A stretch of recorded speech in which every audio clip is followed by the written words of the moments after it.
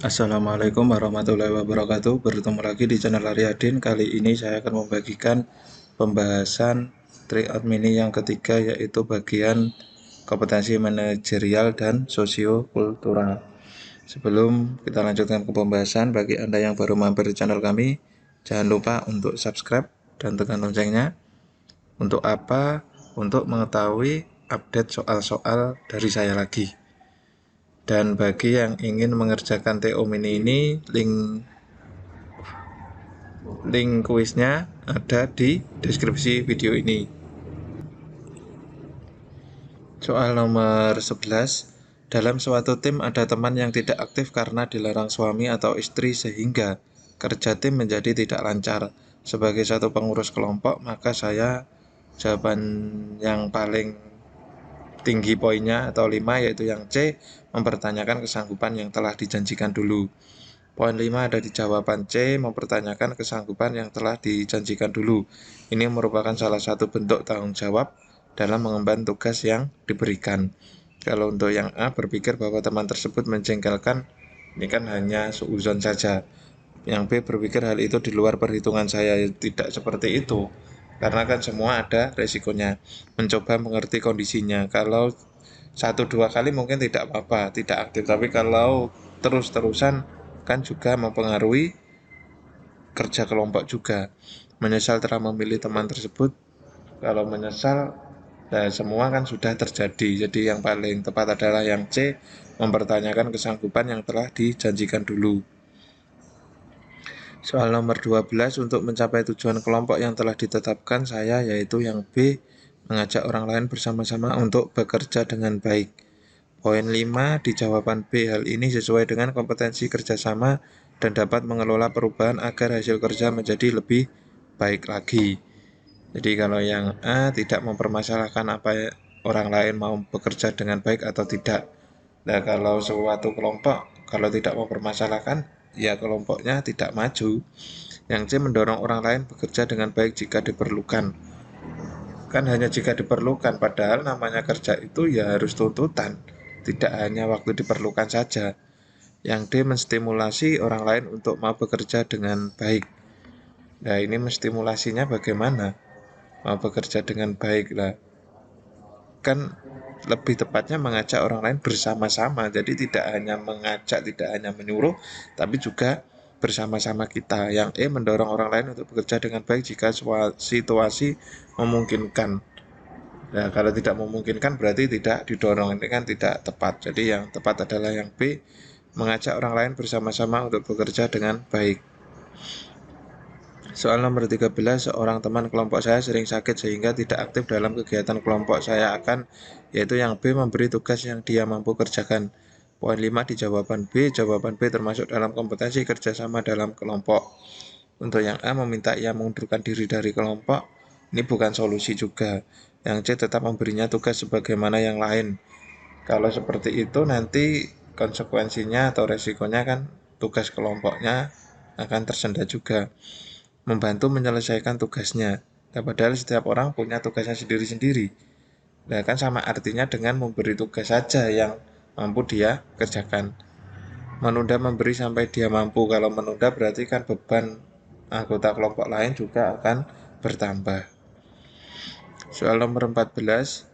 Di era milenium ketiga, perubahan dunia terjadi dengan cepat. Perubahan tersebut merambat dalam kehidupan sehari-hari. Maka saya, yaitu yang E, berusaha menguasai keterampilan di bidang teknologi informasi mutakhir. Poin 5, jawaban di E, berusaha menguasai keterampilan di bidang teknologi informasi mutakhir merupakan kompetensi dalam hal pengembangan diri supaya kita bisa mengikuti tuntutan zaman. Untuk yang A, mengikuti perkembangan teknologi dari media massa. Nah, ini perkembangan teknologi tidak dari media massa juga. Yang B, mempelajari cara pengoperasian komputer. Kan tidak hanya pengoperasian komputer, sekarang banyak gadget-gadget yang keluar juga. Yang C, meminta orang tua untuk melengkapi barang-barang elektronik. Untuk apa dilengkapi? Yang D, berusaha mempelajari buku pengetahuan yang baru. Mungkin untuk 10 tahun yang lalu itu buku pengetahuan masih banyak beredar, tapi sekarang kan di zaman internet ini pengetahuan baru itu tidak hanya didapat dari buku, buku-buku digital juga banyak. Jadi yang poin 5 adalah berusaha menguasai keterampilan di bidang teknologi informasi mutakhir saat ini. Soal nomor 15, saya dituduh dan dimarahi oleh ketua kelompok saya. Sedangkan tuduhan itu tidak sesuai dengan keadaannya sebenarnya. Saya akan, yaitu yang D, menerangkan keadaan yang sesungguhnya. Poin 5, jawaban di D dengan menerangkan keadaan sesungguhnya, maka kita sudah menerapkan komunikasi yang baik. Ini juga bertujuan agar isu tidak berkembang menjadi luas. Hal yang A, menanggapi pertanyaan dari siapapun tentang isu itu. Nah, kalau menanggapi pertanyaan dari siapapun, berarti kita lebih ke, ya kalau semua penerimaannya itu baik, kalau tidak. Jadi tidak semua harus ditanggapi. Mencari penyebar isu dan melawannya. Tidak ada gunanya juga, membiarkan saja isu berkembang. Ya ini kalau tidak diantisipasi juga akan berkembang luas. Menceritakan pada teman dekat. Kan hanya menceritakan teman dekat tidak hasilkan solusi juga. Jadi solusinya yaitu menerangkan keadaan yang sesungguhnya.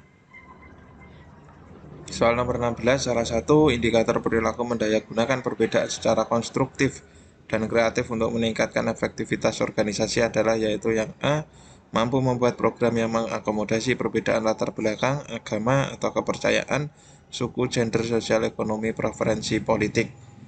Nah, indikator dari mendayagunakan perbedaan secara konstruktif dan kreatif untuk meningkatkan efektivitas organisasi adalah yaitu ada 3 indikator. Yang pertama, menginisiasi dan merepresentasikan pemerintah di lingkungan kerja dan masyarakat untuk senantiasa menjaga persatuan dan kesatuan dalam keberagaman dan menerima segala bentuk perbedaan dalam kehidupan bermasyarakat. 4.2-nya mampu mendayagunakan perbedaan latar belakang, agama, kepercayaan, suku, gender, sosial, ekonomi, preferensi politik untuk mencapai kelancaran pencapaian tujuan organisasi. 4.3-nya mampu membuat program yang mengakomodasi perbedaan latar belakang, agama, kepercayaan, suku, gender, sosial, ekonomi, preferensi politik, yaitu yang 4.3 ini. Soal nomor 17, apabila Anda diminta untuk membuat suatu kegiatan dalam rangka memperingati Hari Besar Keagamaan, kegiatan apa yang menjadi prioritas Anda? Yaitu yang D, lomba antar kelas sesuai dengan perayaan Hari Besar saat ini.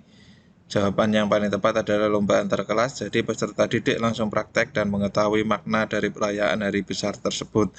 Kalau yang A, bersih-bersih tempat ibadah sekolah, kan tidak mempunyai makna juga.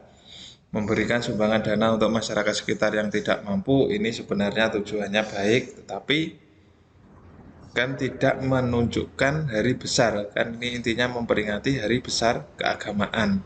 Ceramah agama serta pemaknaan nilai-nilai agama dalam proses pembelajaran di sekolah. Ini sebenarnya juga bagus juga, tapi itu karena intinya adalah memperingati hari besar keagamaan. Mengunjungi tempat-tempat ibadah. Ini juga tidak sesuai dengan intinya. Jadi yang lebih intinya lomba antar kelas sesuai dengan perayaan hari besar saat ini, bisa cerdas cermat atau apa itu disesuaikan dengan perayaan hari besarnya. Soal nomor 18, Anda barusan mempunyai anak dan kemudian pindah rumah. Hal tersebut sangatlah merepotkan karena tidak ada yang membantu. Di lingkungan Anda yang baru ada tradisi setiap tetangga baru harus membagikan makanan khas daerahnya. Apa yang akan Anda lakukan? Yaitu yang D, membagi-bagikan makanan khas daerahnya kepada seluruh anggota komplek tersebut. Dalam soal ini mau melihat kemampuan beradaptasi kita dengan lingkungan di tempat baru dan terdapat kata tradisi. Jadi tradisi ini kan sudah berlangsung sekian tahun yang lalu. Kalau yang A, membagikan makanan lain yang mudah untuk dipesan. Kan tradisinya itu kan makanan khas daerahnya. Tidak mengikuti tradisi itu. Lah kita harus mampu beradaptasi, jadi tidak boleh ego juga. Memberikan makanan hanya kepada tetangga dekat saja. Ini juga tidak tepat. Jadi yang lebih itu karena ada kata tradisi. Soal nomor 19, saya sedang melakukan proses belajar mengajar. Kepala sekolah memanggil saya untuk segera menghadap ke ruangannya. Saya akan, yaitu yang D, segera menghadap untuk mengetahui urgensi masalah dan kemudian meneruskan mengajar. Jawaban yang paling cocok adalah segera menghadap untuk mengetahui urgensi masalah atau tidak. Jika tidak terlalu urgent, bisa melanjutkan mengajar lagi. Yang A, segera menghadap atasan dan meminta siswa untuk menunggu. Nah, ini untuk menunggu ini kan nanti siswa bisa ramai. Yang B menyelesaikan PBM tersebut kemudian menghadap atasan. Nah, mungkin kalau di tengah jalan memang kadang kan kita sulit untuk menyelesaikan, tapi sebisanya dikasih tugas dulu, dikasih pengertian kan, kalau mau menemui saja kan tidak terlalu lama. Menutup PBM dan meminta siswa untuk pulang ini tidak tepat. Meminta teman saya untuk meneruskan PBM di kelas saya. Nah, ini kan masih belum tahu urgensi atau tidak tadi. Soal terakhir nomor 20, suatu hari tetangga yang sering berbuat buruk kepada saya mengalami sebuah musibah. Saya akan membantunya sebaik mungkin. Karena sebagai ASN, sebagai perekat bangsa, tidak boleh malah memecah belah bangsa. Cukup sekian penjelasan dari saya. Untuk video yang lain bisa ditonton di atas ini. Ada kurang lebihnya saya mohon maaf. Jika ada jawaban yang tidak sama dengan cara lain, mungkin bisa dipahami di penjelasan mana yang menurut Anda cocok. Cukup sekian. Wassalamualaikum warahmatullahi wabarakatuh.